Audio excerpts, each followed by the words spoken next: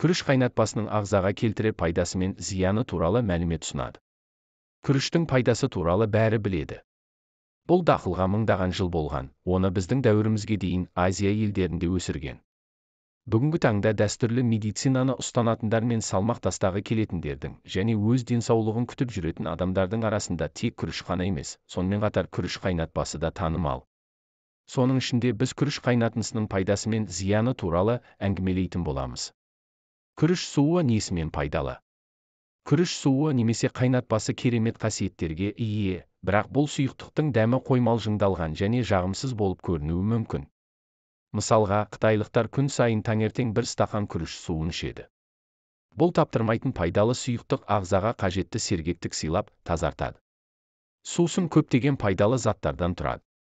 Минералдардан күріш сұйықтығында селен өте көп. С тобындағы витаминдерден. Асқазанның шырышты қабығын орап емдейтін ұлпадан. Сондай-ақ күріш суының пайдалы қасиеттері бар, ол ағзаның ішкі энергиясын босатады. Тері мен шаштың жағдайын жақсартады. Зат алмасуды жылдамдатады. Ағзаны отты заттардан тазалайды. Сусыздануды жеңуге көмектеседі.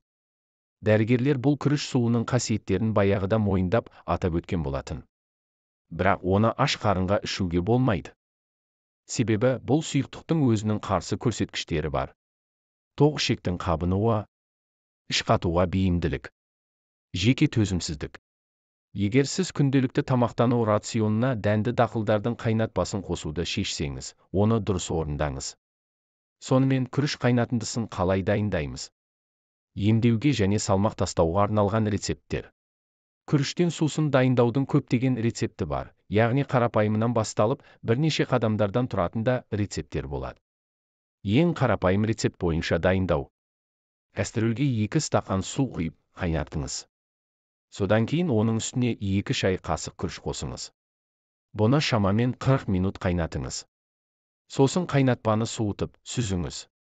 Бұл сұйықтықты баланың іші өткенде қолдануға болады. Тағы бір рецепт құсу кезінде қолданылады. Бұл рецепт бойынша бізге 1 стақан күріш пен тұз және 1 литр су керек. Алдымен күрішті ұн секілді кофе ұнтақтағышта ұнтақтап алыңыз.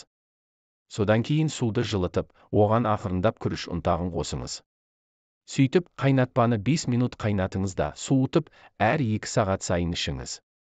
Қайнатпады қою қылып қайнатуға болады. 5 ас қасық күрішті алтын түсті болғанша қуырыңыз. Содан кейін оны кофе тартқышқа салып, ұнтақтаңыз. Сосын жарты литр суды жылытып, оған күріш ұнтағын салыңыз да жарты сағат қайнатыңыз. Күріш қайнатпасы дайын болған соң суытып, қабылдай беруге болады. Салмақ тастау үшін күріш қайнатпасын дайындаудың бірінші рецептін қолдансаңыз болады. Дегенмен, сымбаттылығымен ерекшеленетін азиялық әйелдер оны басқалай дайындайды. 1 стақан күрішке 4 кесе таза су алыңыз.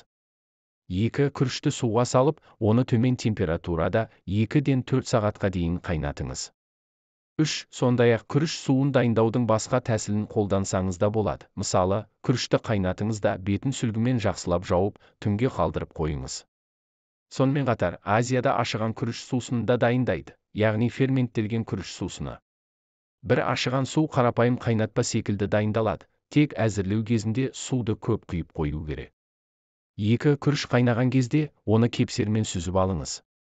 Бізге күріш суы керек болатындықтан, суда қайнаған күрішті тамақ пісіру үшін қолдансаңыз болады.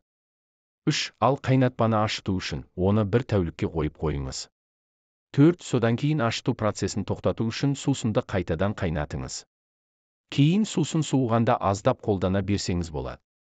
Бұл сусын жасартушы құрал ретінде әрекет етеді, себебі оның құрамында Е дәрумені өте көп. Күріш суын қалай қолдану керек?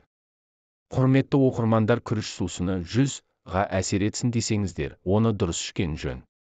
Асқазан және ішек аурулары кезінде алғашқы рецепт бойынша пісірілген күріш қайнатпасын 2 сағат өткеннен кейін стақанның 4-тен 1 бөлігін ішу керек. Бұл сусынды сирек немесе жиі ішуге болмайды. Себебі оның әсері әлсіз болады немесе ол дәретті тым қатайтып жібереді. Құсыққа қарсы сұйықтықты әр 3 сағат сайын бірнеше ас қасық ішеді. Ал сусынды балаларға беретін кезде дозаны төмендету керек. Оларға бір ас қасықтың өзі жеткілікті болмақ, бірақ сәбилерге жиі беріп тұруға рұқсат етілген. Арықтау үшін ішкіңіз келсе, таңертеңнен бастап аш қарынға ішкеніңіз жөн. Бұл ағзаға энергия беріп тазартады. Суды күні бойы тамақтанар алдында кішкене порциямен қабылдау ұсынылады. Егер таңғы асты күріш сусынымен ауыстыратын болсаңыз, аптасына 1 келі тастауыңыз мүмкін. Күріш суын бетке маска ретінде де қолдануға болады. Ол үшін күріш суын теріге жағыңыз да 15-20 минутқа қалдырып, содан кейін таза сумен жуыңыз. Сондай-ақ күріш қайнатпасымен шаш жууға болады. Сонда шашыңыз үлпілдеп, жылтырап тұрады.